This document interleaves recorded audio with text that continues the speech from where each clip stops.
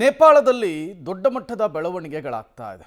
ಅದರಲ್ಲೂ ಮುಖ್ಯವಾಗಿ ಯುವಜನತೆಯ ಕಿಚ್ಚಿಗೆ ಅಕ್ಷರಶಃ ನೇಪಾಳ ಬೆಂದು ಹೋಗಿದೆ. ಈ ದಂಗೆ ಪೀಡಿತ ನೇಪಾಳದಿಂದ ಒಂದಿಷ್ಟು ಜನ ಕನ್ನಡಿಗರು ಅಲ್ಲಿ ಸಿಲುಕಿಕೊಂಡಿದ್ರು. ಅವರು ಈಗ ಬೆಂಗಳೂರಿಗೆ ವಾಪಸ್ಸಾಗಿದ್ದಾರೆ. ಒಂದೊಂದು ಕ್ಷಣವೂ ಭಯಾನಕ, ಕಣ್ಣು ಮುಂದೆಯೇ ಸಾವಿನ ಸೂಚನೆ ಇತ್ತು ಅನ್ನೋದನ್ನು ಬಿಡಿಸಿಟ್ಟಿದ್ದಾರೆ. ಪಬ್ಲಿಕ್ ಟಿವಿಯ ಎದುರು ನೇಪಾಳದ ಕರಾಳತಿಯನ್ನ ಕನ್ನಡಿಗರು ಬಿಚ್ಚಿಟ್ಟಿದ್ದಾರೆ. ಕನ್ನಡಿಗರಿದ್ದಂತಹ ಬಸ್ಸನ್ನೇ ಕಿತ್ಕೊಂಡಿದ್ರಂತೆ. 4 ಕಿಲೋಮೀಟರ್ ನಡ್ಕೊಂಡು ಬಂದ್ವಿ.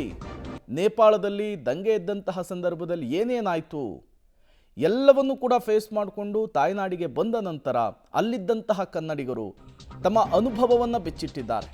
ಕನ್ನಡಿಗರಿದ್ದಂತಹ ಬಸ್ಸನ್ನು ಕಿತ್ಕೊಂಡಿದ್ರಂತೆ ದಂಗೆಕೋರರು. 4 ಕಿಲೋಮೀಟರ್ ನಡೆದುಕೊಂಡು ಬಂದು ಸೇಫ್ ಆಗಿದ್ದಾರಂತೆ.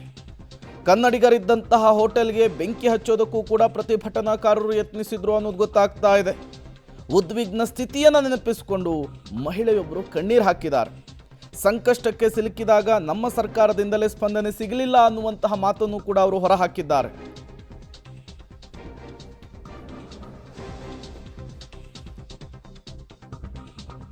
ಯುವಕರ ಕಿಚ್ಚಿಗೆ ನೇಪಾಳ ದಗ ದಗ ಅಂತ ಹೊತ್ತಿ ಉರಿದಿತ್ತು. ಅಲ್ಲಿನ ಸರ್ಕಾರವು ಕೂಡ ಪತನ ಆಯಿತು.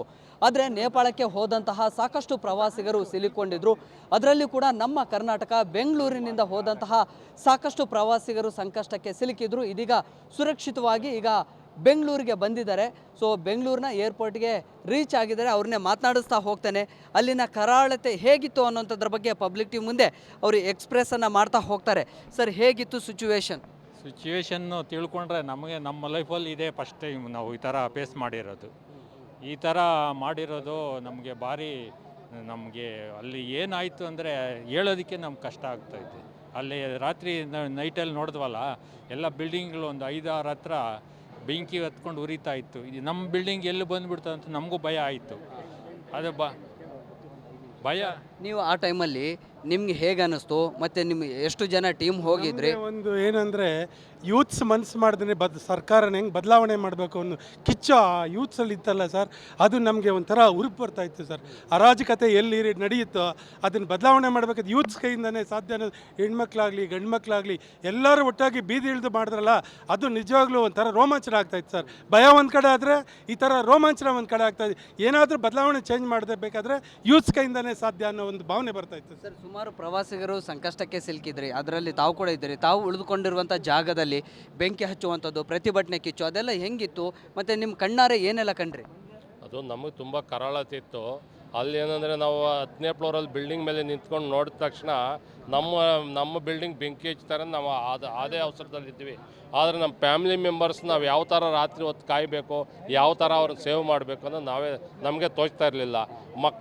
ಊರ ಕಡೆಯಿಂದ ಮಕ್ಕಳು ಫೋನ್ ಮಾಡ್ತಾಯಿದ್ರು. ಅವರು ಏನು ಯಾವ ಥರ ಬಂದುಬಿಡಿ ನಾವು ಯಾವ ಥರ ಬರೋದು? ನಾವು ಗೌರ್ಮೆಂಟ್ಗೆ ಒಂದು ಫೋನ್ ಮಾಡಿಲ್ಲ, ನಮಗೆ ಯಾರೂ ಸಹಕಾರ ಕೊಟ್ಟಿಲ್ಲ. ನಮಗೇನು ದುಡ್ಡಿಲ್ದಿರೋ ಹೋಗಿರಲಿಲ್ಲ, ನಾವು ದುಡ್ಡು ಮಾಡ್ಕೊಂಡೆ ಹೋಗಿರ್ತಾಯಿದ್ವಿ. ಆದರೆ ನಮಗೆ 6ನೇ ದಿವ್ಸಕ್ಕೆ ಫ್ಲೈಟ್ ಇತ್ತು. ನಾವು ಜಲ್ದಿ ಬರೋಣ ಏನೇನೋ ಒದ್ದಾಡಿದ್ವಿ, ನಮ್ಮ ಕೈಯಲ್ಲಿ ಆಗಿಲ್ಲ. ಅಲ್ಲಿಗೂ ಆಂಧ್ರ ಕಡೆಯಿಂದ ನಾವು ಯಾರನ್ನ ಸಪೋರ್ಟ್ ತೆಗೆದುಕೊಂಡು ನೋಡಿದ್ವಿ, ಅಲ್ಲಿಂದ ನಮ್ಗೆ ಸಪೋರ್ಟ್ ಸಿಕ್ಕಿಲ್ಲ. ನೀವು ಆಂಧ್ರಕ್ಕೆ ಹೋಗ್ಲಿಕ್ಕೆ ಅಲ್ಲಿಂದ ಕರ್ನಾಟಕ ಹೋಗೋಣ ಅಂತ ಅಲ್ಲಿಂದ ಸಪೋರ್ಟ್ ತೆಗೆದುಕೊಳಕ್ಕೆ ಹೋದ್ವಿ. ಇಲ್ಲಿ ಕರ್ನಾಟಕ ಸರ್ಕಾರದಿಂದ ನಿಮಗೆ ರೆಸ್ಪಾನ್ಸ್ ಸಿಗಲಿಲ್ಲ ಅಂತೇಳಿ ನೀವು ಆಂಧ್ರಕ್ಕೆ ಹೋಗ್ಬೇಕಂತ ಪ್ಲಾನ್ ಟ್ರೈ ಮಾಡಿದ್ವಿ.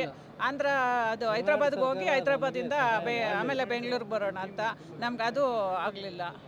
ಮನೆ ಕಡೆಯಿಂದ ಪಾಪ ತುಂಬ ಮಕ್ಳು ಭಯ ಬೀಳ್ತಾರಲ್ವಾ, ನೀವು ಸೇಫ್ ಆಗಿದ್ದೀವಮ್ಮ ಅಂತ ಹೇಳ್ಕೊಂಡೇ ಇದ್ದೀವಿ ನಾವು. ಫಸ್ಟ್ ಟೈಮ್ ಇಂಥದ್ದೊಂದು ದೊಡ್ಡ ಮಟ್ಟದ ಪ್ರತಿಭಟನೆ, ಅದು ಪ್ರವಾಸಕ್ಕೆ ಹೋದಂಥ ಸಂದರ್ಭದಲ್ಲಿ. ಸೊ ಕುಟುಂಬದಲ್ಲಿ ನೀವು ಅದನ್ನು ಎಕ್ಸ್ಪ್ರೆಸ್ ಮಾಡಲಿಕ್ಕೂ ಕೂಡ ಆಗೋದಿಲ್ಲ ಅಲ್ಲಿನ ಸಿಚುವೇಶನನ್ನು.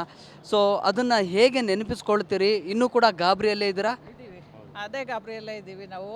ಅದು ನೆನೆಸ್ಕೊಳ್ಳೋಕ್ಕೂ ಆಗಲ್ಲ, ನಮ್ಗೆ ಅಷ್ಟು ಕಷ್ಟ ಆಗ್ತಾ ಇದೆ ನಾವು. ಸರ್,